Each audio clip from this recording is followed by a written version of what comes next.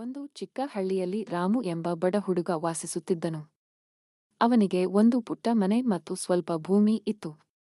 ಅವನು ಕಷ್ಟಪಟ್ಟು ದುಡಿದು ತನ್ನ ಕುಟುಂಬವನ್ನು ಪೋಷಿಸುತ್ತಿದ್ದನು. ಒಂದು ದಿನ ರಾಮು ತನ್ನ ಹೊಲದಲ್ಲಿ ಕೆಲಸ ಮಾಡುತ್ತಿರುವಾಗ ಹೊಳೆಯುವ ಕಲ್ಲು ಅವನ ಕಣ್ಣಿಗೆ ಬಿತ್ತು.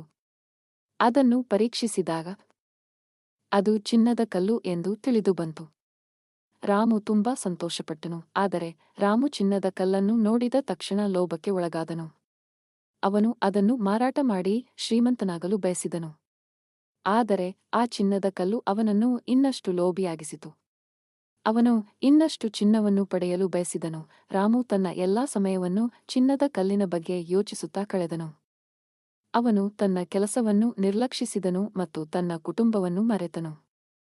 ಅವನ ಲೋಭವು ಅವನನ್ನು ದುಃಖಕ್ಕೆ ತಳ್ಳಿತು. ಒಂದು ದಿನ ರಾಮು ತನ್ನ ಚಿನ್ನದ ಕಲ್ಲನ್ನು ಕಳೆದುಕೊಂಡನು. ಅವನು ತುಂಬಾ ದುಃಖಿತನಾದನು. ಆಗ ಅವನು ತನ್ನ ತಪ್ಪುಗಳನ್ನು ಅರಿತುಕೊಂಡನು. ರಾಮು ತನ್ನ ಲೋಭದಿಂದ ಮುಕ್ತನಾದನು. ಅವನು ತನ್ನ ಕುಟುಂಬದೊಂದಿಗೆ ಸಂತೋಷದಿಂದ ಜೀವನ ನಡೆಸಲು ಪ್ರಾರಂಭಿಸಿದನು. ಈ ಕಥೆಯಿಂದ ಕಲಿಯುವ ನೀತಿ: ಲೋಭವು ದುಃಖಕ್ಕೆ ಕಾರಣವಾಗುತ್ತದೆ. ಸಂತೋಷವು ಹಣದಲ್ಲಿಲ್ಲ, ಅದು ನಮ್ಮ ಕುಟುಂಬ ಮತ್ತು ಸಂಬಂಧಗಳಲ್ಲಿದೆ. ನಮ್ಮಲ್ಲಿರುವುದರಲ್ಲಿ ತೃಪ್ತರಾಗಿರುವುದು ಮುಖ್ಯ.